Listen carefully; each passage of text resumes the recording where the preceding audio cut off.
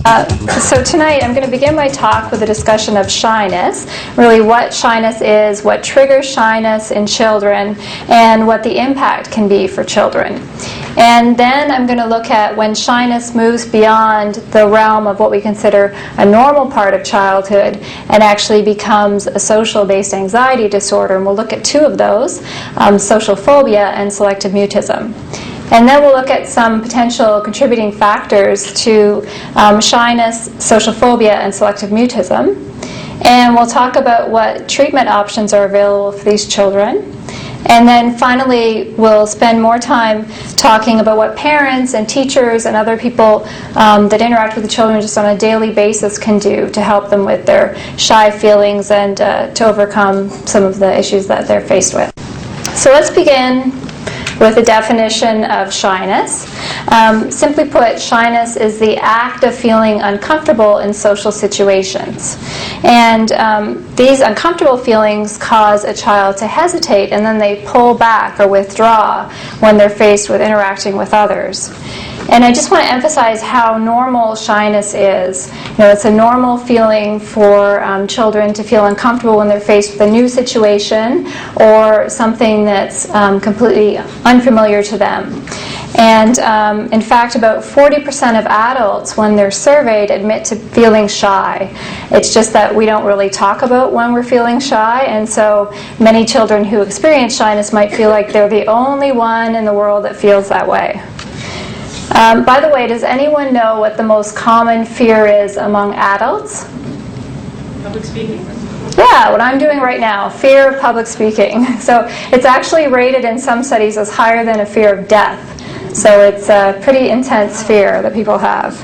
So just to emphasize, shyness isn't abnormal at all. It's normal, and we're all shy at times.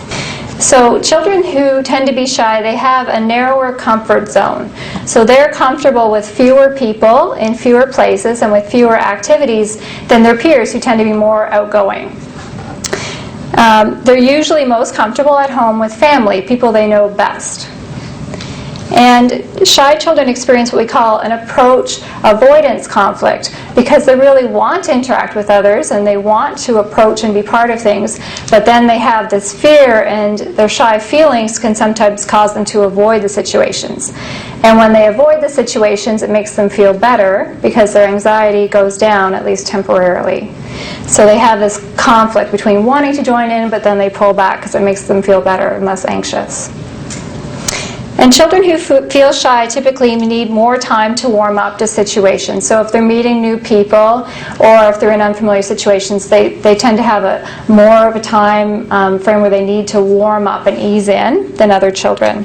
And then often when shy children are in a situation for a while, they tend to relax and feel more comfortable. Just they need that warm-up time. Now, when we think about what types of factors might trigger shyness in children, clearly unfamiliarity is really what will do it. So if they're in a new situation or meeting new people or doing different kinds of activities, that's when they might feel most shy. And also, unpredictable situations can trigger their shy feelings. So the reason why this is if you're in an unpredictable situation, you really may not know what to expect, and so you feel less in control, and that can cause you to feel shy and pull back. And the other trigger that's really common is if they're in a situation where they feel like they're being evaluated or they have to perform and they feel like all eyes are on them, then that can be a situation where they really feel shy and may want to retreat. So if you think of giving a class presentation, that's probably one of the most anxiety-provoking situations for children that are very shy. Now, shyness experts disagree as to whether shyness actually leads to mental health problems later in life. So what we do know from the research, though, is that shy children tend to feel lonelier, and they report having less friends than other kids. And because they sometimes avoid or withdraw as a way to manage their nervousness, they may miss out on social or learning opportunities. So an adolescent, for instance, might not sign up for a course in high school, even though they might be really interested, if there's an oral presentation as part of that class. They might avoid that. Or a young child might not join in with friends even though they might really want to be part of what's going on in the neighborhood and watching at the window, but they're just not able to get up that, that confidence and get out there. So that can happen. And so then due to that tendency for them to withdraw, they may have fewer opportunities to develop and practice their social skills. And so as a result, some shy children are unsure how to interact with others. They don't have a lot of practice, and so they may not know what they should say or what they should do in the situation, and that can make them feel even more nervous. And then there's other children who actually show really good social skills when they're interacting with familiar people, and they actually have quite strong social skills, but they're not able to demonstrate those skills when they're feeling shy or when they're with unfamiliar people. So sometimes you see a bit of both. So now we'll look at how shy is too shy. So I said earlier that shyness is common and can be a really normal part of childhood. But there's a point when shyness moves beyond just normal nervousness that we might feel from time to time. And we become concerned about shyness when it begins to interfere significantly with a child's life. So if they're not able to function and get in there and learn and participate in social activities on a regular basis, then that can be a concern. And so for these children, their normal nervousness that we all feel at times is magnified into extreme anxiety, and it significantly impacts on their life. And everyday social activities that many other children do can become virtually impossible for children that have either social phobia or selective mutism. So then when the child's anxiety gets that extreme, that's when we may be concerned that, start to wonder about possibility of an anxiety disorder. Okay, so now we're going to talk about two different types of anxiety disorders that impact on children's social functioning. And so we'll consider social phobia first, and then we'll talk about selective mutism. Now, social phobia is also referred to in the literature sometimes as social anxiety disorder, and it involves an intense fear of becoming humiliated in social situations. So children with social phobia, they worry that they're going to do or say something that will be really embarrassing in front of others, and this is quite a concern for them. And the fear gets so persistent that they'll avoid situations at all costs where they may be embarrassed. And even some who will go through the situations, if they do tolerate the situation, it's with an intense level of anxiety. So some will go through different situations, but they're certainly incredibly anxious and really concerned that others are evaluating them and that they may do something very embarrassing. So that high level of anxiety can interfere with their daily life. And it can affect their school performance as well as their social relationships.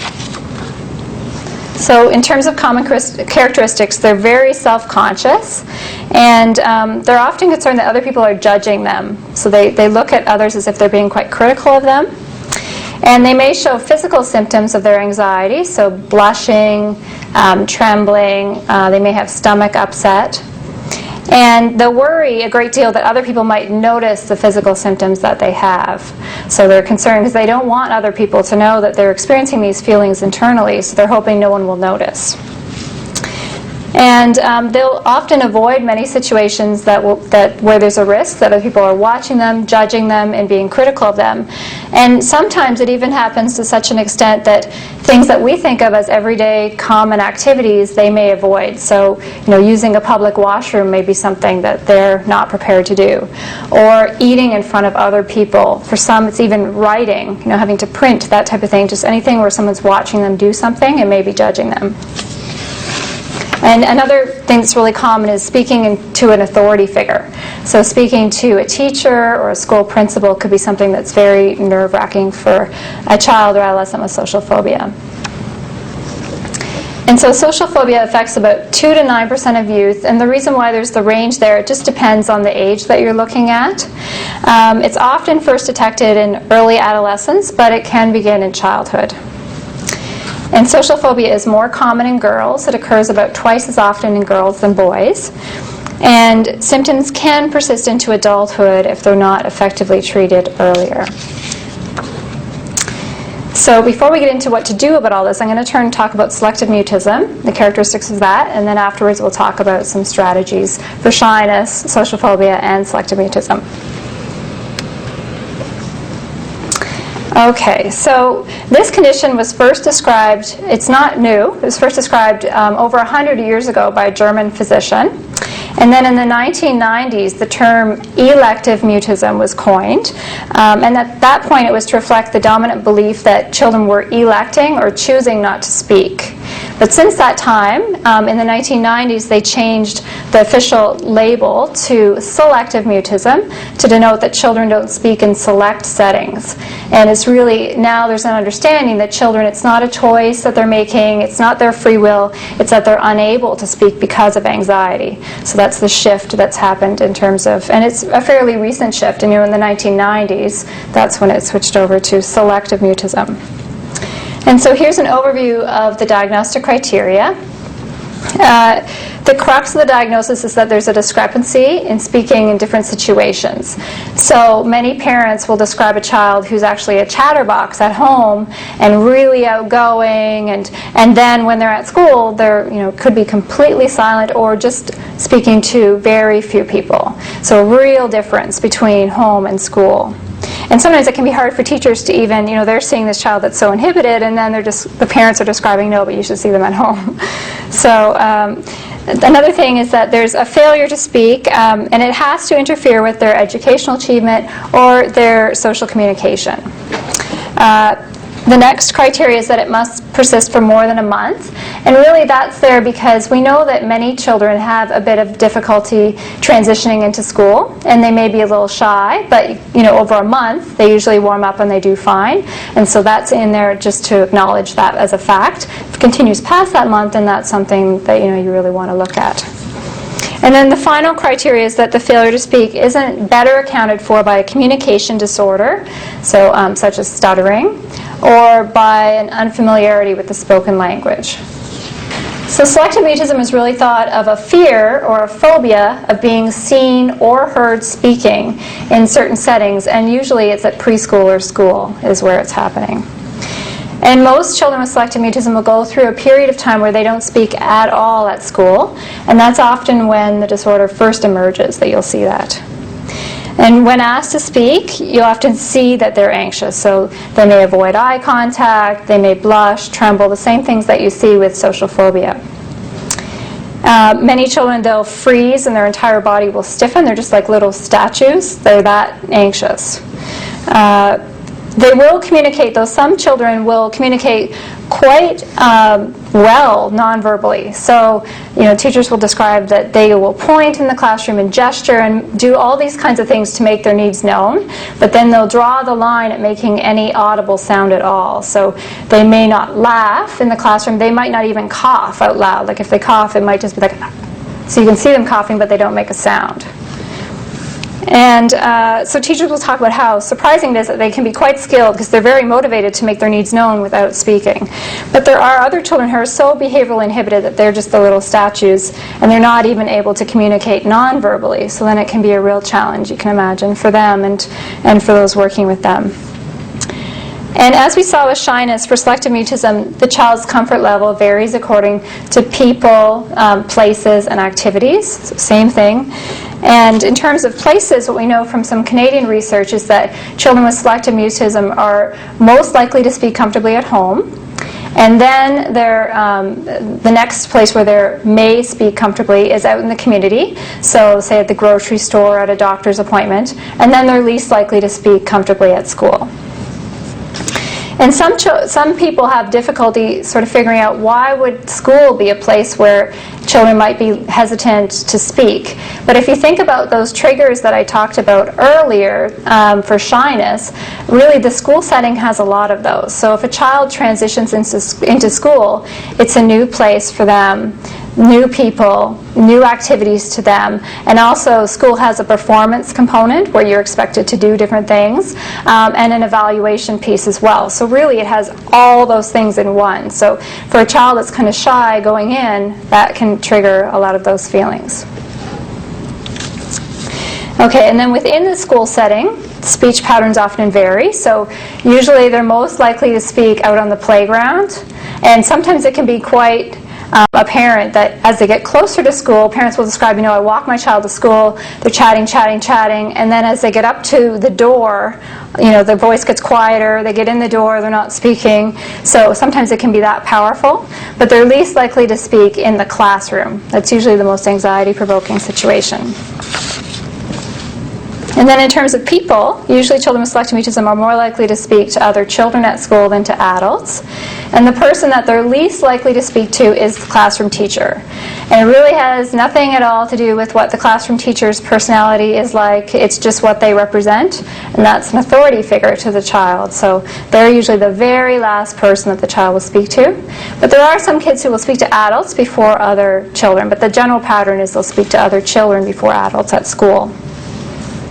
And then some children are so affected that they won't even speak when relatives come over to the home. So grandparents, aunts and uncles, sometimes they won't even speak comfortably with them. And then the last point is social phobia. So many children with selective mutism have the social phobia symptoms. And if you've done any reading at all on selective mutism, you probably have seen it referred to as social phobia's little cousin, because it happens earlier in development.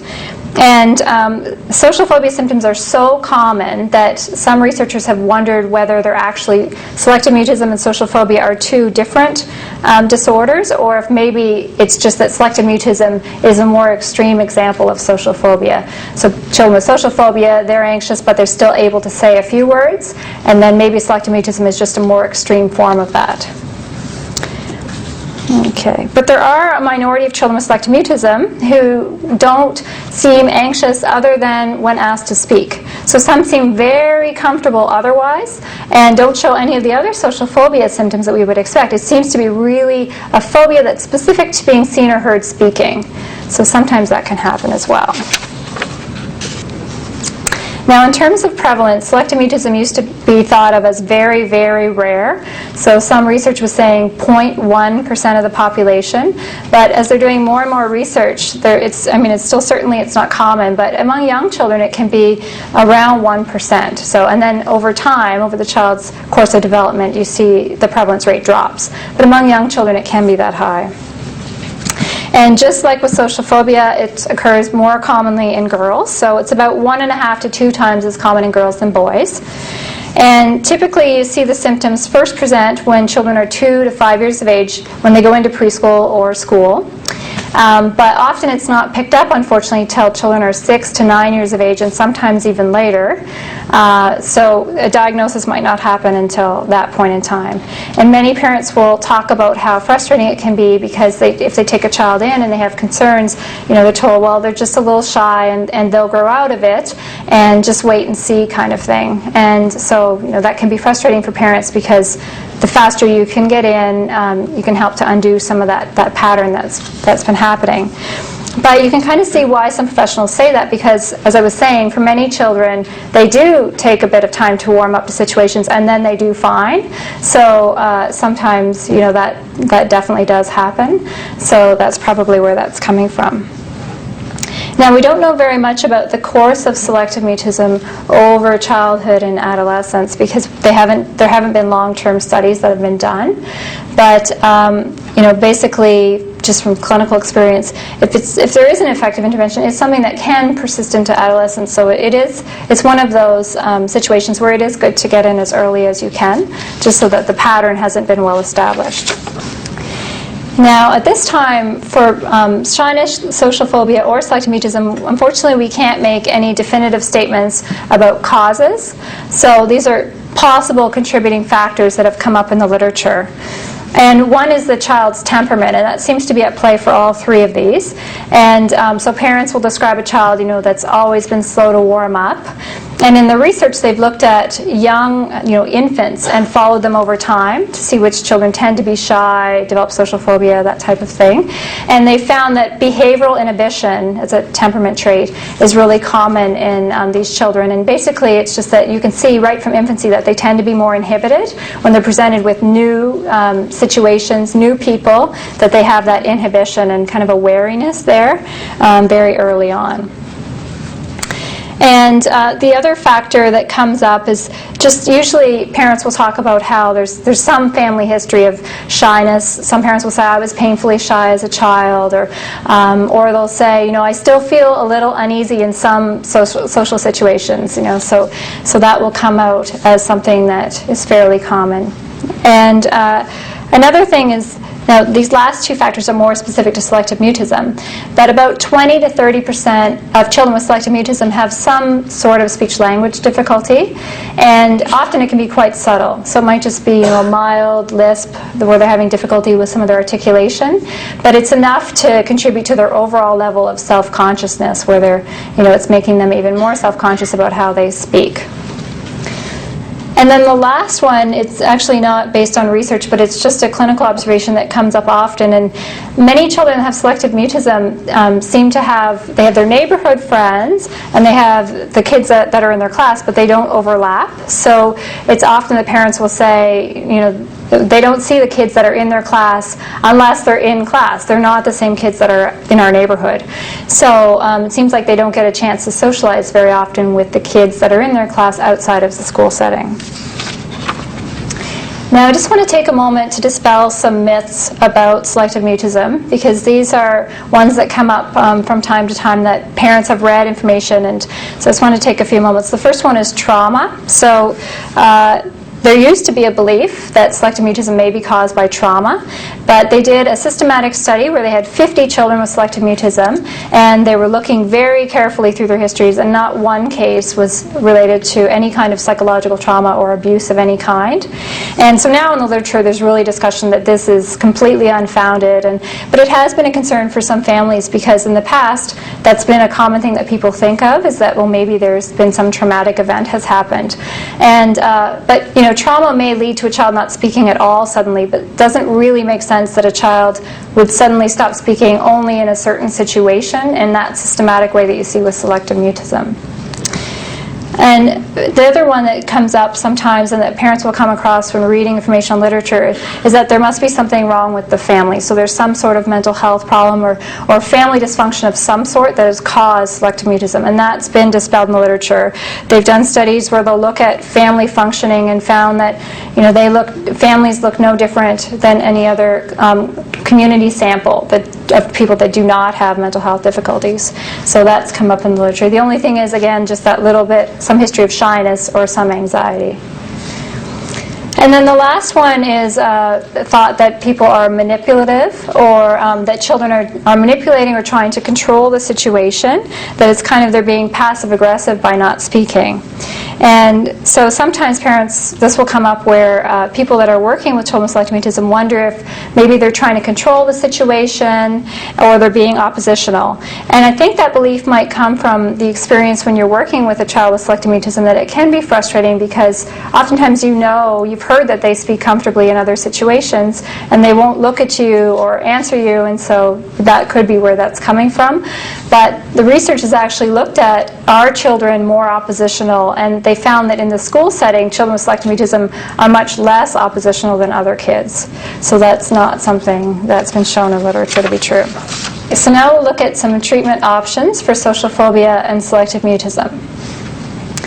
And 2 psychological treatments are recommended for these conditions. So for young children, behavior therapy is the treatment of choice. And with behavior therapy, the emphasis is on modifying the child's environment so it's less anxiety-provoking and they feel more at ease and more likely to speak. And in behavior therapy, the child is exposed to increasingly anxiety-provoking situations. And basically, you do this in a gradual way. So it's kind of like a step-ladder approach, where at the bottom of the ladder, where the first situations you would want them to face would be the least anxiety-provoking situations, and then gradually up to the most anxiety-provoking situation. And the child's supported as they move up that ladder in a very gradual, comfortable way, so that it's very manageable for them. And basically what you're trying to do is transfer speech, comfortable speaking, from home to school, from family to peers and other unfamiliar adults, and from activities that they are familiar with at home to other more school-based activities. And I'm going to get into that in much more depth in a minute.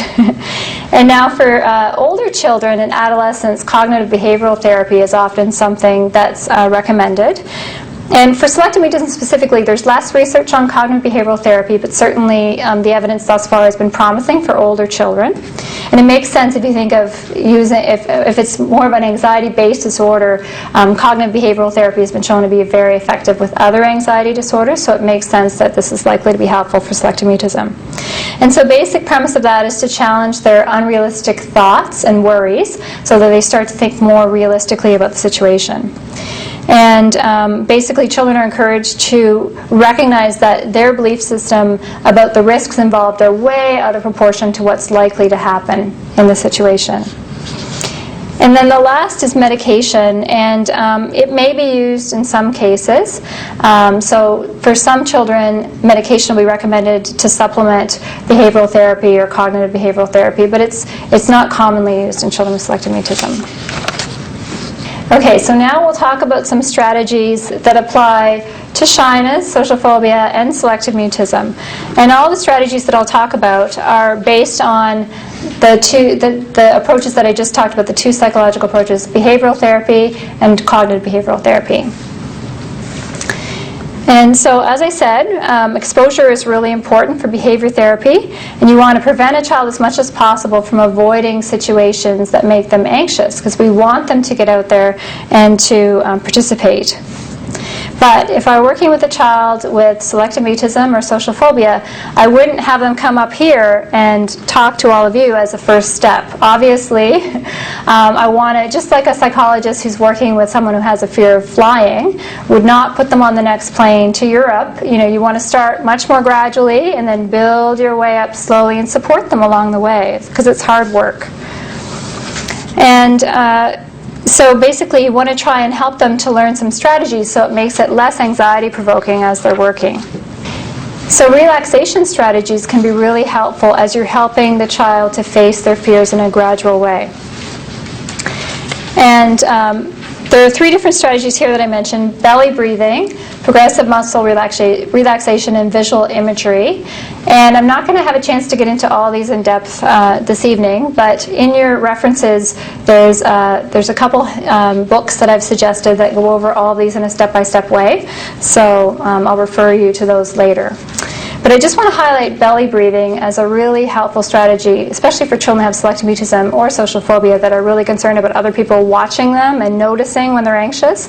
Because when we're anxious, we tend to breathe up in our chest, and it gets very shallow. And so with belly breathing, the strategy is to encourage them to breathe down more naturally and in their abdomen, and that helps them to feel more relaxed. And when their body's more relaxed, they're less likely to get all worked up, because when we're anxious, we tend to get really tense, and then you feel the tension, and it makes your thoughts race, and it actually makes it worse. And the nice thing about belly breathing is once children practice it, they can do it in any situation, anywhere, and no one can actually notice that they're doing it because it's just so subtle, you're just breathing. And so kids that have selective mutism or social phobia, that can often be helpful because they don't have to worry about anybody watching them doing this strange technique or noticing, and it can calm them in the situation. Okay, so these are really helpful. Just if you're wanting to help a child to relax, these can be really, really helpful strategies. Having them learn those types of strategies so they can face their fears is really important, because we want them to move up that step ladder and toward comfortable speaking and social interaction. And one of the first steps in any kind of intervention with children with selective mutism or social phobia is you want to take the performance pressure off. So, you don't want them to feel any kind of pressure that they need to speak or they need to be interacting. Just take that completely off. And because what we found is that, and there's research to support this, that the pressure to speak can actually make children more vigilant. So they're basically just watching to see, who's going to be asking them something next. So if you take that off to begin with, then often they'll relax and they'll start to participate more non-verbally in the classroom. And that can be really important because it builds their sense of confidence, because now they're becoming more active. Even though they might not be speaking, they're becoming a more active member in their classroom. They're not that little statue frozen in the corner.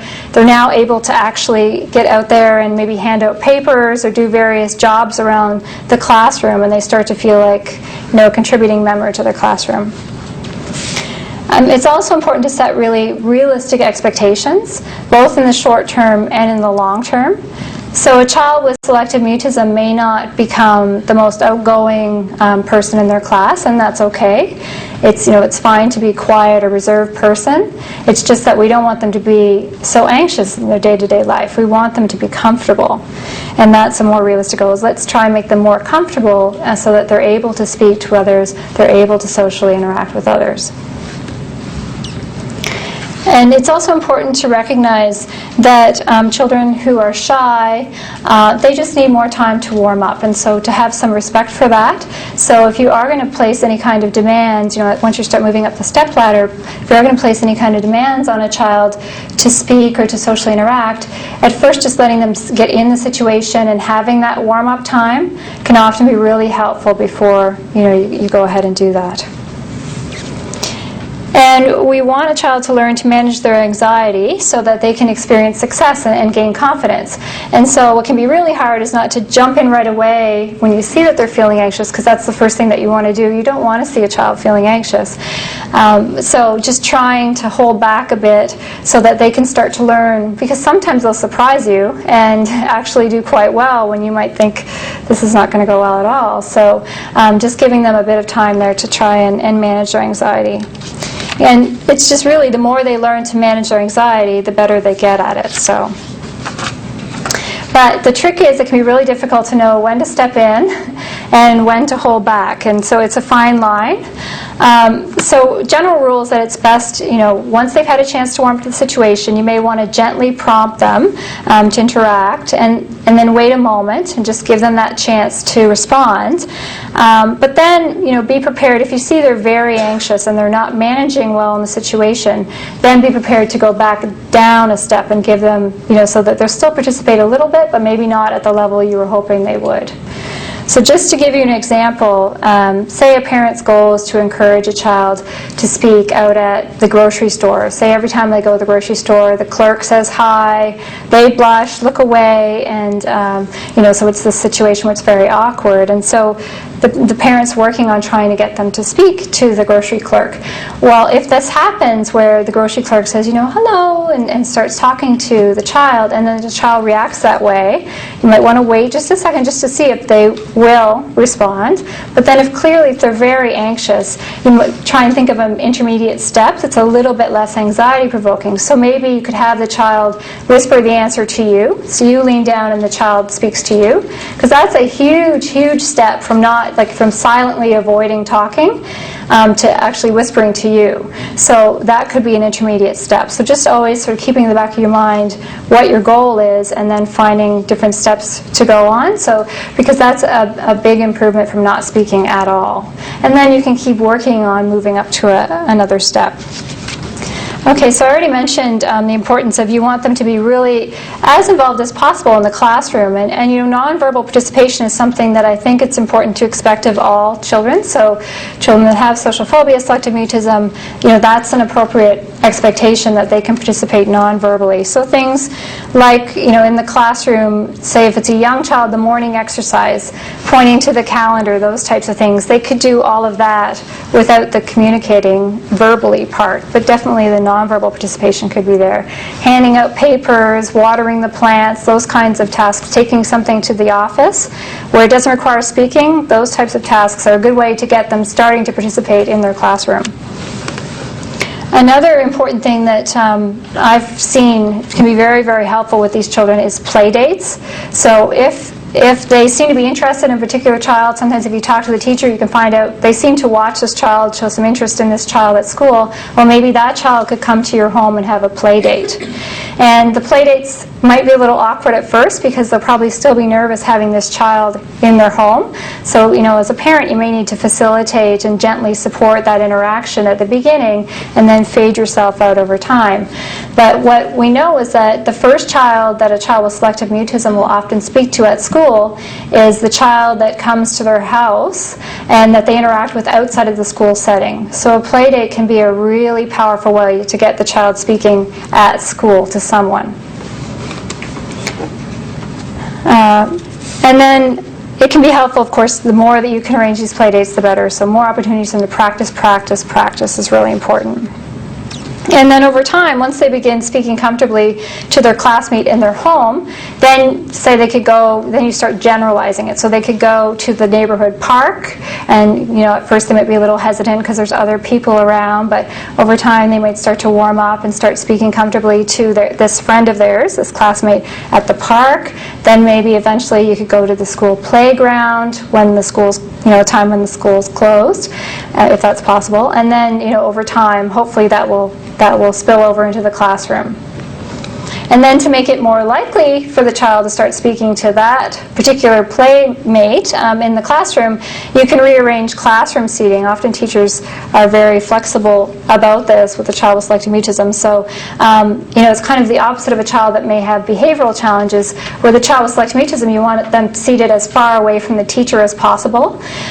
So in the back corner, if the kids are in rows, basically the back row where no one can see them, and they may be more willing to lean over and kind of quietly whisper to the play date that's been coming over to their house for weeks and weeks and weeks, who they've been talking to. And so just having it more private if possible. And then if they start speaking to someone at school like that, then the ball often starts really getting rolling and you've got something to work on. Now, the next one is conversational visits. And so if a child is not speaking at all at school, it can be helpful to import somebody who they do speak to in other settings into the school. So often that can be a parent, but it could be other people as well. So if they're also speaking to a grandparent at home or an older cousin that they speak to, sometimes schools are quite willing to have these conversational visits, or times when parents, either before school starts or whatever is convenient after school, to have a chance for them to practice speaking at school. And the more people that can be involved, the better, because it just gives them more opportunities to speak to various, family members that they're speaking to outside of school. Well, then that can start happening at school, which can be often very helpful. And so at first, the best setting for these conversational visits is in a private room, away from the classroom, because the classroom, remember, is the most anxiety-provoking situation. And also, if it can be a room that hasn't been associated with a pressure to speak in the past. So if it's a brand new room to them where they haven't felt that kind of anxiety tied to that room before, that's the best place. So I've set up situations, we've done utility rooms, the back of a library, behind a bookcase or a partition, anything that's kind of private, but just something that's not tied to that pressure to speak, so the child's more likely to feel, at first they're going to be anxious anyway, but less likely to feel that pressure to speak. And also starting off with really enjoyable activities from home. So if the conversational visits with mom or with dad, and they're in a private room and they know nobody can see or hear them speaking, and they've got their favorite things from home. Well, first they might be a little apprehensive, and parents will often say, it didn't seem like my child at all. But then over time they warm up and they start communicating, and so then basically you want to try and then make the situation less private. So you can crack the door. Oh, it's kind of hot in here today. Crack the door a little bit. They have to get used to that. And just teeny tiny steps. So, the door comes open a little bit further. One child I worked with, he was in grade primary, so he really was he didn't seem to notice a lot he just took in, okay, mom's hot today. He was able to sort of buy a lot of those different things that we were telling him. But we were able to move his table. So he was in a small room, and we moved his table inch by inch, literally down the hall, and he kept talking to mom. And then we went into the back of the classroom, we're behind a partition, so it was private. And at first he had to get used to the teacher just kind of walking in and sort of, because remember, it's a fear of being seen or heard speaking. So even just the teacher being from a distance and seeing him speaking, at first he'd cover his face, but then he got used to that. And then gradually the teacher could come closer, and we got the play date from home involved, and then there was another play date coming in, and he never stopped speaking, and then he just continued on. And so, but the reason why it worked is that it was errorless transition. So we made sure that every step was manageable, and for him, so it was a little bit anxious, but he had his relaxation strategies and he was able to manage. And so just keeping things so that it's, the small, small steps, and often they'll be able to work through that. And with a young child, you can set up just like moving a table. It doesn't work so well with an older child, but with a young child, often they're able to manage that, and it can work really well. The last point is it can be really, really challenging often for teachers to assess a child with social phobia or selective mutism, because things like oral presentations, or for young children even reading aloud, those kinds of activities, they may not be doing that at all at school. So even though the end goal is for them to completely be, full participants in the classroom, at first we might want to try and think of some different ways that a teacher could evaluate their performance. So if they point, if they're able to point to indicate, show me red instead of, which color is this? What color is this? So just those kinds of things. Or if they're a little bit older and they can write their answers. And some teachers will have them send home something like say there's a passage from a story that they want to know whether they can read it. And then, a mom might tape record the child reading it, and then the tape goes back to school. Those kinds of things can be a way in the interim, while they're not speaking comfortably at school, for the teacher to get a sense of how they're doing. So as I mentioned earlier, shy children, they may have less opportunities to develop their social skills. So building these skills can help them feel more confident. And it's really helpful for parents of shy children to act as a model of outgoing behavior as much as they possibly can. And as I mentioned, some parents of shy children or children with selective mutism, they themselves tend to be kind of shy. So this can be hard, but the more that parents can act as a model or an example where they're actually showing the child that they're chatting with somebody in the grocery store line, or they're having somebody over to their house, and the more that they can show that, then the child can start to see, okay, this looks pretty fun, mom does this, dad does this, and so that can be really important. And you've probably heard the saying that a child does more of what a parent does than what a parent says. So it's just that, being a good example like that is really, really important. And you can also set up opportunities to practice their social skills. So for young children, puppets can be a really great way to practice different things that they might be doing at preschool or even early school grades. So you could set up situations where they could be pretending they're at the craft table, or actual situations that they would encounter at preschool or school, and just kind of going through and what each one says. And they may need some gentle kind of direction if they're not sure at all what they should be saying or how they should be initiating interaction with a peer. But sometimes it's helpful to go through that so that then they have some ideas in their head of things that they could try and say when they're at school, because sometimes they just don't know what to say, and that's impacting their ability to take that risk and give it a try. And then for older kids, it's more, conversations is really the way you can practice some of those skills. Because conversations, if you're not really sure what to say, and, after someone says this, then what do I say? Sometimes just going through and chatting and having an opportunity to do that at home can be helpful. Okay, and then the more opportunities that they have to practice, the better. So in addition to these play dates for younger children, you could also have them involved in extracurricular activities. And the more that they're doing something that they're really good at, and something that's familiar to them, the more likely they are that they're going to be speaking, because they'll be confident and they'll be less anxious.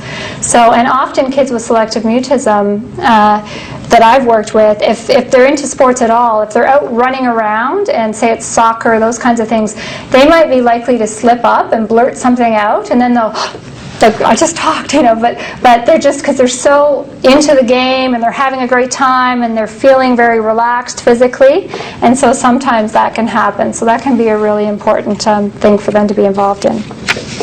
And so positive reinforcement is another behavioral therapy principle that parents and teachers can use to really encourage a child's social participation. And remember earlier that I mentioned avoidance is really powerful, because when you avoid an anxiety-provoking situation, your anxiety goes down, and then you're reinforced for avoiding because you feel better. So what we want to do is praise the child's participation so that they start to have positive memories connected to actually getting in there and approaching situations and trying. And we really do want to try and emphasize their effort rather than how well they actually did, because the fact that they try, that's the important part. And so, for example, if they make an attempt to have a conversation with another child, and maybe they start, but it doesn't go well at all, and they get really embarrassed, and they blush, and they run away, well, just praising them for the effort that they gave it a try, and using words like brave, because they were very brave to do that. That's very anxiety-provoking for them. So, just really trying to emphasize that's how wonderful it is that they tried to face their fear. And it's also usually best to use low-key praise with children that have social phobia or selective mutism, because remember I was saying they don't like a lot of attention drawn to them. So I've worked with families where the child speaks for the first time at school, and we've all been working really hard. The teacher's working, everybody's working hard at helping this child to speak. So the first time they speak, the teacher might, wow, and big clapping and everything, and then that child is just, it's just way too much attention and huge, and they go beet red. And so just low-key praise is usually the best, not drawing too much attention to them, but just, you don't want their efforts to go unrecognized, so just kind of a, good job, wow, you're brave, and just moving on kind of thing, rather than making a big deal out of it. And then the last thing is a well-designed incentive system can sometimes be helpful for some of these children to face their fears, and that's especially if there's an issue around momentum. So say they're at one step on their ladder, and you can't seem to move them to the next step, and so sometimes that can be helpful if you set up a reward system at that point in time. But I just want to emphasize that reward systems should really be used cautiously, because remember I mentioned that we don't want to put performance pressure on a child. So sometimes rewards can feel like pressure. So we want to make sure that if we're using it, there's at least a baseline established of speaking at school. So the child needs to have started speaking at school before you'd even consider any kind of reward. It's really to try and encourage, the frequency or generalizing to different kinds of settings. And also you want to try and avoid rewarding speaking directly. So get kind of sneaky and try and reward things where the child doesn't get a sense that you're actually rewarding their speaking behavior. But so things like how many books they read when they're having their conversational visit with mom, or how many questions they answered correctly during a trivia game. Those could be rewarded rather than actual okay, so you spoke, you said 5 words, so therefore here's your reward, and focusing on an actual activity, so that speaking's a byproduct and it's not the actual goal that you're working on in the reward system. Now, some social events can be especially anxiety-provoking for shy children or children that have selective mutism or social phobia. I'm sure some of you are familiar with this, but a new school year can be a challenge. Birthday party can be, something that's very stressful for kids. So if you can prepare them in advance for what to expect, we are basically making the unfamiliar more familiar. So it's less unknown and less scary. And also trying to talk really positively about what will happen, so that they feel like this is something that sounds pretty good. And if you can, going to the setting in advance can help reduce a child's fears. So before a new school year, parents might be able to arrange a chance for the child to see their classroom or to meet their teacher before they start the new year, so that it becomes less of an unfamiliar situation for them. And even things like just trying to create positive memories with school. So walking by the schoolyard over the summer, and oh yeah, there's your school, and just keeping it really positive and happy. If there is an opportunity for them to play on the playground, then that can, and if they have a chance to speak and they're playing with another child, that can be really great. I know some schools you're able to access the playground over the summertime, those kinds of things. And then, practicing what the child could say, or even role-playing could sometimes be helpful to prepare them for those kinds of events. And really important is if they've had a similar experience where they've had some success, then reminding them of that can build their confidence. Because, oh yeah, I went to Johnny's birthday party and that was really fun. So, and going to a birthday party could be, again, it's that whole step-by-step approach. So your goal at the beginning, a realistic goal, might be just to go to the birthday party and you hang back a little bit, and the child just, could be 5 minutes and then it's time to go. It doesn't have to be that you drop them off at the door and you're gone and they're, panicked for an hour and a half, but just it could be a small goal and then you build from there. So whatever is decided as manageable, when you're with the team that you're working with is important to consider. Now, as a child gets older, they can start to take on some of these strategies themselves to reduce their anxiety.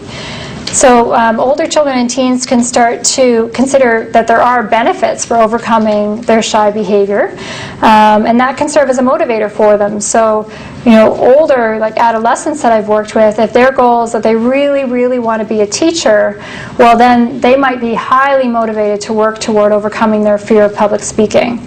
So that can be something that you can use, with an older child and adolescent that can actually think through and talk through those kinds of situations. And then the next step is just acting outgoing can be a really helpful strategy. So basically this is referred to as the fake it until you feel it method. So you act outgoing and soon enough you start to feel more outgoing because you're actually participating and you're not fully avoiding. And yes, you might be feeling very shy inside and maybe you're showing some signs of anxiety, but you're doing it, and that can be a good way for kids to start to face their fears.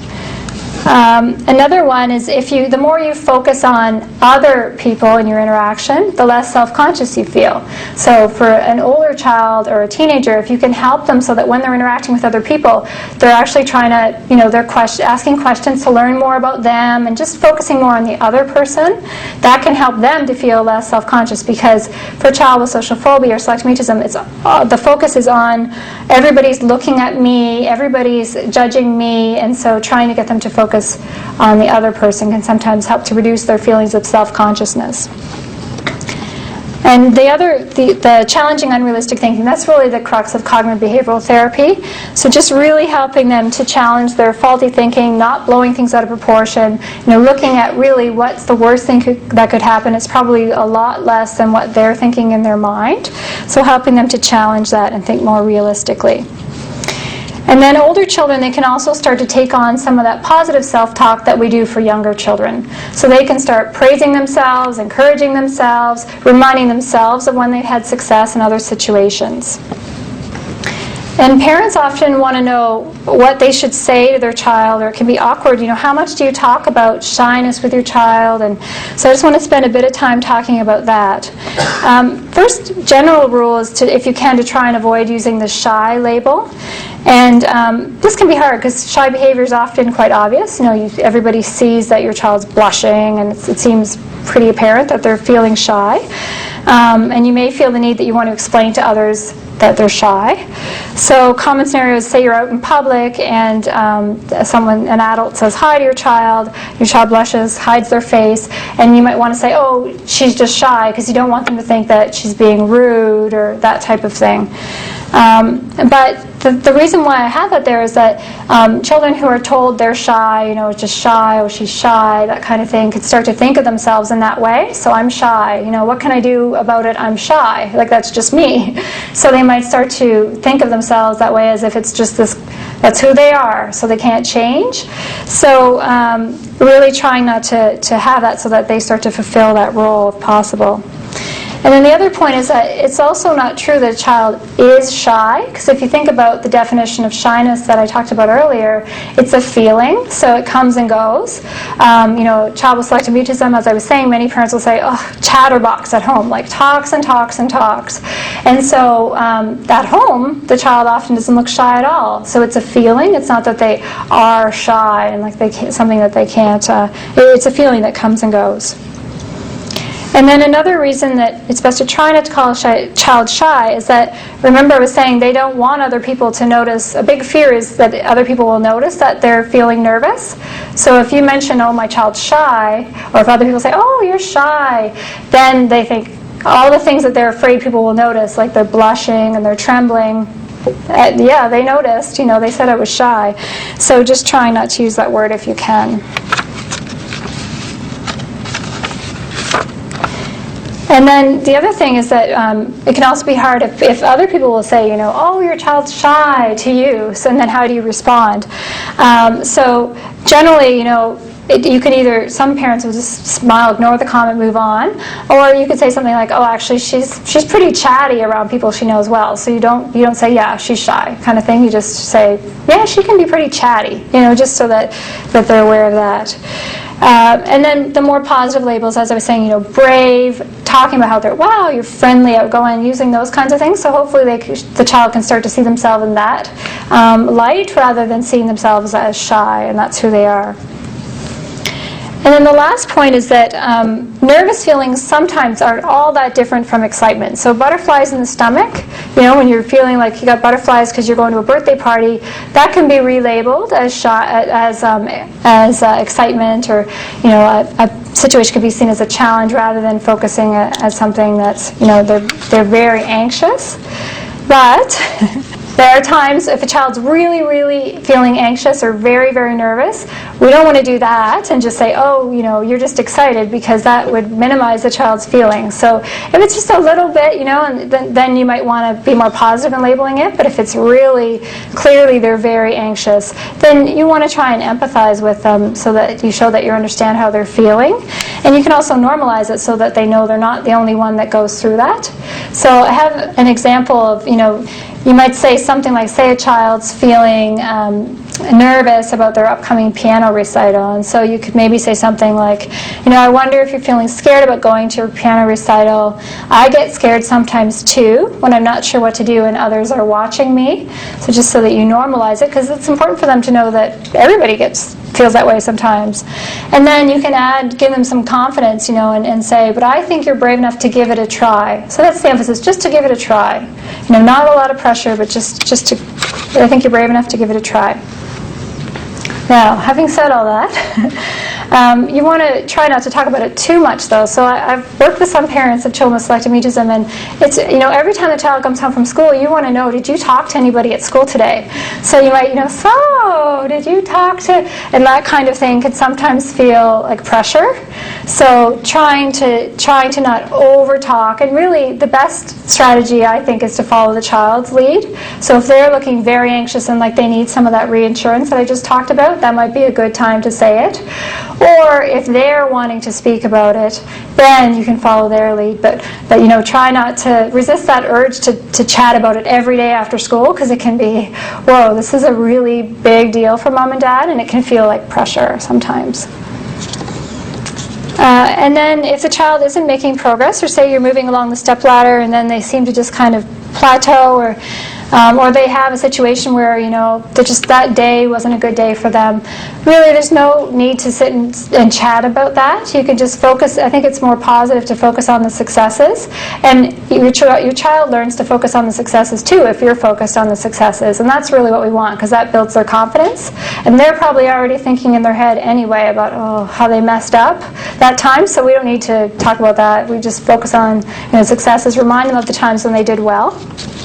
So just in summary, shyness is normal and common for many children. It's developmentally appropriate for young children to feel shy in unfamiliar situations. But then there is that point when shyness moves beyond just everyday normal shyness and into the realm of a possible anxiety disorder. And really, we need to be concerned about shyness when it begins to interfere significantly with a child's daily functioning, and they're just not able to perform tasks that would encourage them to be part of their school, part of their social community. And we talked about two different anxiety disorders that really affect how a child's functioning socially: social phobia and selective mutism. And we don't know entirely what the causes of shyness, social phobia, or selective mutism are, but we do seem to think that temperament plays a role in terms of a child being slow to warm up right from when they're young. That's often the case. And maybe some sort of family history of shyness or anxiety. And I mentioned behavior therapy and cognitive behavioral therapy, and sometimes medication can be different approaches that are used to work with children with selective mutism or social phobia. And also, as we've seen, there's many, many strategies that parents and teachers can do to help a child to overcome feelings of shyness, social phobia, or selective mutism. So now I just want to talk about if you are wondering if your child may be showing some signs of social phobia or selective mutism, the first step really would be to contact your family physician or pediatrician, and then the physician can really help you to determine if it would be appropriate to get a referral to community mental health in your area. So it's something to talk about with them. That's usually a good place to start. And I have some books here. The first listing are some books for children and adolescents. And the first couple of books there, The Cat's Got Your Tongue and Chatterbox Jamie, those are both books for young children on how to overcome a fear of speaking. And so some parents found those really helpful. The third one, The Boy and the Bear, it's really nice for young children to learn how to do the belly breathing. It's a really nice book for that. And then the last one is for older children and adolescents, and it's a adolescent girl that was dealing with some selective mutism and social phobia and how she worked to overcome that. So that can be helpful for older children. And then in terms of books for parents, the first two books, The Shyness Breakthrough and Nurturing the Shy Child, those are really nice. They go over a lot of the strategies we've already talked about tonight. They're just really, really nice, user-friendly books that a lot of parents have given me good feedback about. And that third book, Helping Your Anxious Child, it talks about anxiety and managing anxiety more generally. It's a really useful book. And it actually has a nice chapter on the relaxation strategies that I talked about earlier. So that tells you, really step-by-step how to use those. And then the last one is a book that I was involved in that's specific for selective mutism.